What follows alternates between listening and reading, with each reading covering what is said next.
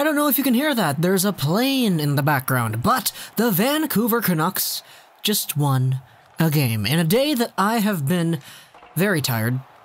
I have been running on 3 hours of sleep, watching late-night anime because I've needed to catch up on everything that I've been missing. I had projects at school, I had consultations at school, I had midterms at school, I produced many videos on the trade deadline at school, and we see this.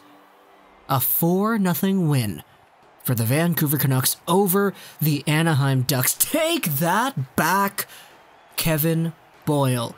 Get that shutout right back. Jacob Markstrom, 3rd career shutout, 1st Vancouver Canucks shutout in over a year. It's 4-0. 4-0, and this was a great game. You just love seeing these kinds of games, and there were so many great things about this one. Just aside from the goal scorers, there were so many good plays and so many good players in this game. Luke Schenn started things off here. He looked great. Like, I'm not trying to toot anyone's horn here or anything, but Luke Schenn was legitimately great. The way he was able to spin-a-rama his way along the blue line in his own zone, and the way he shoots the puck, it's just so fast, and I like it. I like it a lot. Seeing him at the blue line, wind up, take those snapshots, those one-timers, those were always really cool. And sure, he didn't score, but he got shots on net. They hit the goalie. They provided rebounds and everything. Luke Schenn looked pretty good. You know who else looked pretty good? Adam Gaudette. He didn't get himself a goal, but he had a lot of chances to do that. He was pretty hard on the puck, too, and I liked seeing that. You know who else was like that, too? Ryan Spooner. It's these new Vancouver Canucks guys. Spooner had like 2 chances to seal the deal 5-hole. It was like one-on-one with the goalie for most of these opportunities, and he really had a good chance to get himself on the board. He didn't, but he had a great chance to do that. My elbow just cracked.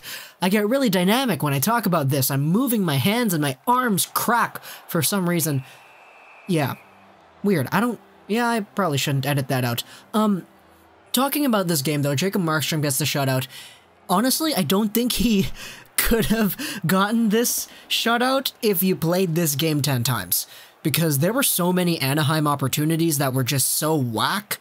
Either they missed the wide-open cage or they went off the post. Like, Markstrom could have let in a few here. I'm glad he didn't, because that's just a good stroking of the Vancouver Canucks ego and the fan base. We all love seeing Markstrom do well, right? But this very well could have been a game where Markstrom let in like 2. He was pretty lucky, but he was really good too as well. And we're not even talking about the goals yet. Let's talk about the goals. Starting things off, Nikolay Goldobin. And this is from Elias Pettersson. Pettersson is out there. He gets himself the blocking of the shot. He sends the puck over to Goldobin. He passes it, skims the blue line, and Goldobin picks it up, and he does the slick NHL 19 move where you cut right in and you shoot it blocker side at the hash marks. He absolutely ripped it off the bar and in. Fantastic. Nikolay Goldobin's on the board. Pettersson's first assist of the game. He's got it in on lock. And we're like, yes, Goldie. He had a great game last game, gets rewarded in this one, gets himself a goal. And what better person to set him up for that than a... Our second goal of the game was one that came from point producers that we were all expecting. Ryan Spooner and Derek Pouliot assist on Alex Biega's long shot in from the point that just goes right through 5-hole. And overall, that was just... oh my goodness, that was a weak goal. I'm sorry, Boyle, but, like, you can't let those ones in. It just really, like, bounced off the inside of his leg, and it went right through. So, kudos to Biega. He's got his 2nd on the year. Pouliot is up there with 9 assists, which is, I mean, yeah. It's Derek Pouliot, right? At least he's not out there with Goodbranson. Ooh, too soon, too soon? I don't know, man. We didn't get Tanner Pearson in this one yet, so it's not too soon. But let's just go over to the second period. Bo Horvat seals things up here on the power play. Besser and Pettersson with the assists. Besser's at 21 assists. Pettersson is at 30 assists, his 2nd assist of the game. And Bo Horvat gets his career high tying 22nd goal of the year. This one was great to see. This one is started by Boeser and Pettersson. The Canucks are on the power play, and their puck retrieval skills, honestly, you know what? No, I'm not going to talk about that. We'll talk about that later. But Boeser and Pettersson clog the puck up along the half boards. Pettersson frees it up. Boeser picks it up, and then he walks right in. He goes over to the backhand. He fakes it. He fakes Boyle out good. And he feeds it backhand over to the backdoor spot where Bo Horvat is there to whack at it a few times, and he gets it in, his career-high tying 22nd goal of the year. Bo Horvat, Captain Bo, he's up on there. The Vancouver Canucks have a power play goal, and things were looking pretty good. Up until the third period, where Bo Horvat got his career-leading 23rd goal on the year. This one was also great. Individual efforts by Bo Horvat here. Horvat kind of loses it a little bit. The puck is up in the air, and Horvat's just there, man.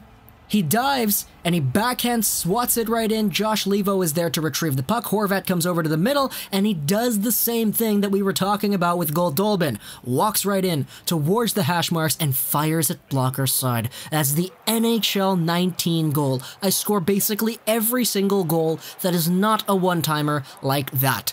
And hey, it works. I was just moving my arms again and my shoulder cracked. Hey, it happens. I'm a very tired person, as you can probably tell. But we get ourselves Bo Horvat's 23rd on the year. Josh Levo's at 8 assists. Horvat is an absolute beast. I'm loving the fact that he's starting to get these goals going in.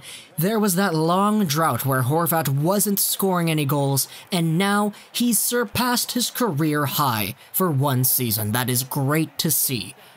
But there are a few other things to talk about in regards to this game. Obviously, the power play. My first comments? Wow. That was really good. I don't know what it was. Maybe it was the internet trolls getting to the Canucks coaching staff. It's probably not, but hey, who knows? Everybody's got a voice these days. The power play was amazing! Like, everybody was moving around, and they were all clogging up sides, and they got themselves so many opportunities, so many shot attempts, so many scoring chances, that I was like, wow, this is a completely different team than the last time we saw them play. Their power play wasn't a stale 1-3-1 anymore. They were moving around, they were dynamic, they were taking shots that were like close in, they moved around to get other shot opportunities down. This was a great game for the power play, and hey, I don't care for playing the Ducks, and the Ducks suck. We saw a great performance from our power play. That's cool. When was the last time we saw that? 2011? Okay, probably wasn't that long ago. Maybe 2015, right? Radim Verbata, he was really good. But the power play was good. Brock Boeser. Every complaint that I had about Boeser in my last video talking about the Canucks not being a playoff team, Boeser just like took that and he shoved it down my throat because he was legitimately a scoring threat in this one.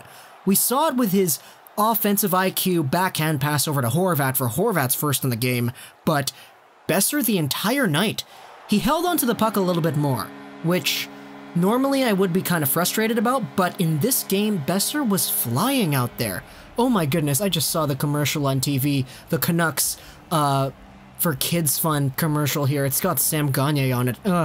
Awkward. But Boeser skating around, he was faster, he was quicker than before, and his passes were more accurate, they were tape to tape, and he found these weird passing lanes that I was just like, whoa, what a pass, Boeser!